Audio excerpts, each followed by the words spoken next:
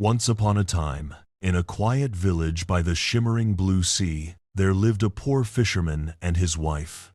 Their home was nothing more than a tiny, weather-worn hut made of sticks and mud. The fisherman lived a simple life, rising early each morning, taking his worn fishing rod and walking down to the shore. One bright morning, as he cast his hook into the clear, glassy water, something unusual happened. The line tugged first gently, then harder, so hard that it nearly pulled the fisherman down into the sea. Surprised and trembling, he pulled with all his might. After a struggle, a gigantic, shimmering fish broke the surface. But this was no ordinary fish. As soon as it emerged, it lifted its head and spoke in a soft, desperate voice. "Please, fisherman, spare me. I am not a real fish.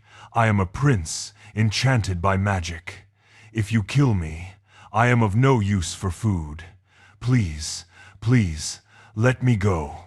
The fisherman never heard a fish speak, let alone beg. "No need to talk so much," he muttered kindly. "If you're not meant to be eaten, then back to the sea you go."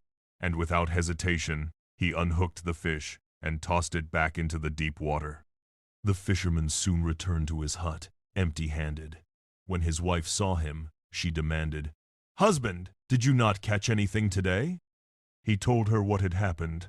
"I caught a great fish larger than any I've seen, but it begged for mercy and claimed to be an enchanted prince.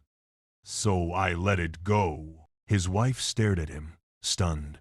"You let it go, without asking for anything? We live in a miserable hut. You should have asked it to give us a better home. Go back. Tell the fish we want a proper cottage." The fisherman hesitated, but no man dared argue long with his wife. So, with a sigh, he returned to the shore. When he reached the beach, he saw the sea had changed. Green on one side, yellow on the other, swirling strangely. He called out, "Big fish in the sea! Big fish in the sea! Hear my call, for my wife has sent me." The enchanted fish rose again from the depths, glowing softly. "What does your wife want now?" "She says she no longer wants to live in our broken hut. She wants a better home." "Go home," replied the fish. "She has what she asked for." And indeed, when the fisherman returned, their old hut was gone. In its place stood a lovely cottage with bright rooms, pretty furniture, gardens full of flowers, and chickens and ducks wandering in the yard. His wife beamed with pride as she led him from room to room. For a time they lived happily, but only for a time. After a few weeks, his wife called to him again.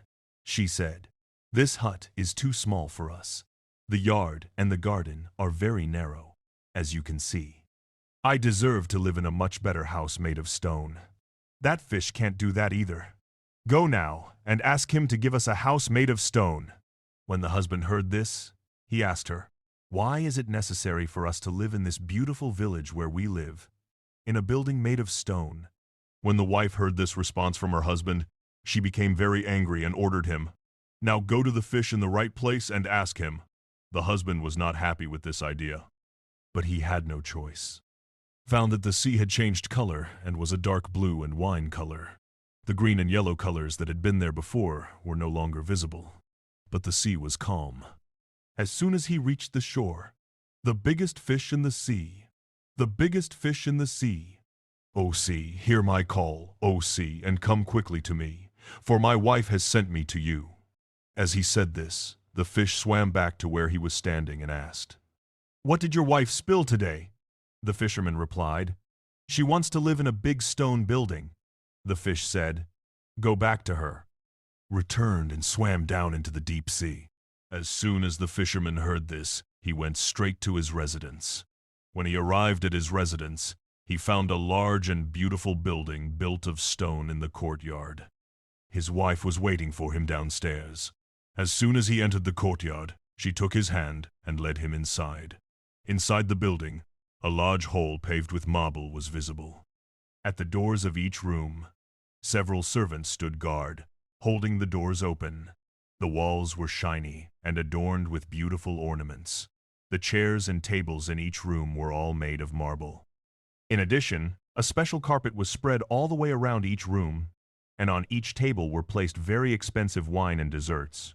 Behind the house is a large and spacious field. In this field, a stable for horses and a dairy cow are built. In front of the building, a large and beautiful carriage is seen. In a large area, opposite the gate, there is a very special garden. In this garden, the most beautiful flowers and fruit trees are seen in abundance. In addition, there is a large park in the courtyard where various wild animals live. In this park, there are deer, moose, deer, rabbits, and other beautiful wild animals. In general, this place has everything you could want. The wife, looking at all this in amazement, would ask her husband, "Isn't it beautiful?" Her husband, admiring what he saw, would reply, "Yes, it's very beautiful. We will live happily in this building from now on." But the wife did not seem pleased with her husband's response. "We may see this in the future," she said, and the next day, it was the wife who got up early.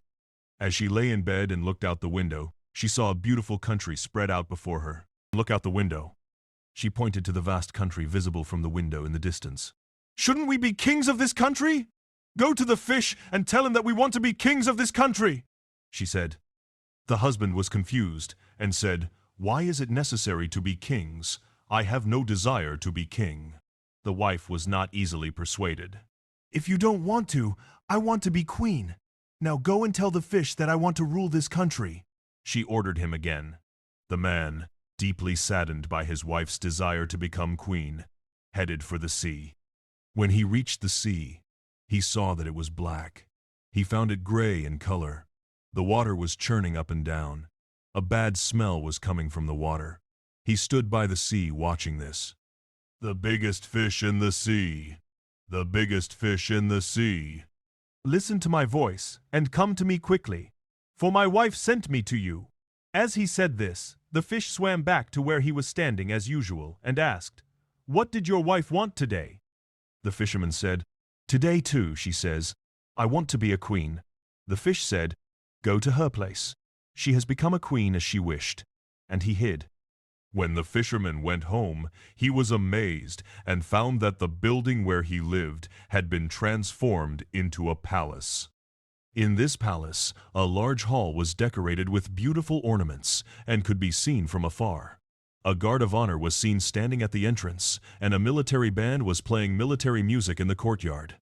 When he entered the palace, he found that everything he saw was made of marble and gold. When the door of the hall was opened, his wife was sitting on a magnificent throne made of gold and diamonds. The crown on her head was made of pure gold and was dazzling to the eye. On her left and right, her graceful arms were actively moving. They are seen standing. After watching all this with admiration, he approached his wife and asked, "My wife, is your king not as you wished?" His wife said, "Yes, I will tell you as you see," but she did not stay long. "My dear husband, I do not think I can survive in this situation. I must become not only a queen, but also a queen of kings." Her husband said to her, "There is only one queen in the world that can live. I am sure of it. I don't think the fish can make you queen." But the wife was very upset by her husband's response and angrily ordered him, "I am the queen of the country. You are nothing. There is nothing stopping him from making me the queen of kings. Go and tell him right now without wasting any time." Her husband, confused and disturbed, said, "How can a man suddenly rise up and say, 'Make me queen of kings'?" and went out to sea. The whole he reached the sea, lost and lost, as if he were drowning. When he reached the sea looked like a dark, thick water. When he looked closer, he saw that it was boiling, bubbling up from below and foaming. And above, the wind was blowing and hissing. When he saw this unusual thing, the fisherman was very scared. But since he had to obey his wife's orders, he stood close to the sea and said, "The biggest fish in the sea, the biggest fish in the sea, hear my call and come to me quickly, for my wife sent me to you." As he said this, the fish swam back to where he was standing, as usual, and asked, "What did your wife want today?" The fisherman said, Today too. She says, I feel like being the Queen of Kings. The fish said, Go back to her. She will be the Queen of Kings, as you wished. When the fisherman returned home, he found the palace adorned with marble and gold. Soldiers were marching around the palace walls, playing military music. Many nobles, judges, and nobles were walking back and forth in the palace courtyard. As he was admiring this miracle, the guards opened the golden door for him and let him in. When he saw his wife, sitting on a throne made of gold and diamonds, he saw her wearing a crown of diamonds and precious stones. The fisherman, watching all this with admiration, passed by his companions and asked his wife, Have you become the Queen of Kings, as you wished? His wife replied, Yes, I am. I am the Queen of Kings, but I also want to be the bishop of the country. Now don't stop here. Go and tell the fish that I also want to be the bishop. Her husband said, There can only be one pope in the world. I'm sure of it. The fish will never make you pope. He went out, confused and disturbed, and walked towards the sea. He was bound to reach the sea. As he approached the sea, a terrible storm was blowing from the sea. The land was covered with smoke. As he approached the sea, he saw the sea as if it were on fire, and the dry land on the shore was covered with smoke. It splashes on the ground. In the distance, a ship is being shaken by the waves of the sea, and it is constantly firing its heavy weapon on top of it. When he looks up, he sees the sky completely covered with clouds, but the middle is slightly open, and the blue color is visible in the distance. But the shore that is shaken by the waves is like blood. Despair and fear are trying him inside, so he stands close to the sea and says, The biggest fish in the sea! The biggest fish in the sea! Sea country, sea settlement, hear my call and come to me quickly, for my wife sent me to you. As he said this, the fish swam back to where he was standing, as usual, and asked him, What did your wife want to be today? The fisherman said, Today, she says, I want to be a bishop. The fish said, Go back to her. She is waiting for you as a bishop, and went into the sea and disappeared. When the fisherman returned to the palace, he saw that the palace was surrounded by a large church. Astonished by what he saw, he pushed past the crowd, gathered around him, and jumped inside. When he went inside, he saw that everything was bathed in a wave of light. Thousands of candles were lit here and there, so that the light from the candles was dazzling. 2. When he looked up, he saw his wife sitting on a very high throne. Above her were 3 large crowns. Around her were candles, as big as the pillars of a building, were lit in order. In front of her, many kings, princes, and nobles knelt and kissed her shoes. He stared at all this with admiration, and then approached her and said, My wife, have you not become a bishop as you wished? He asked her. His wife replied, Yes, I have become a bishop, as I wished. After carefully examining her features, he said, You should never be sad again. You should be completely content with everything you have. It is impossible to reach a higher level than you are now. You should be content with this. After listening to what her husband had said, the wife said, I'll think about it. And they got up and went to bed. She had tried many times to sleep since she had been in bed. But since she couldn't be satisfied with what she had, the selfishness and greed that had built up inside her combined, and she fell asleep. So, she started thinking, What's next for me now? But her husband, who had been running around all day, had fallen into a deep sleep. But his wife could not sleep at all. She tossed and turned all night, thinking about what had happened. She could not know what had happened. Finally, the night was over, and the sun was rising.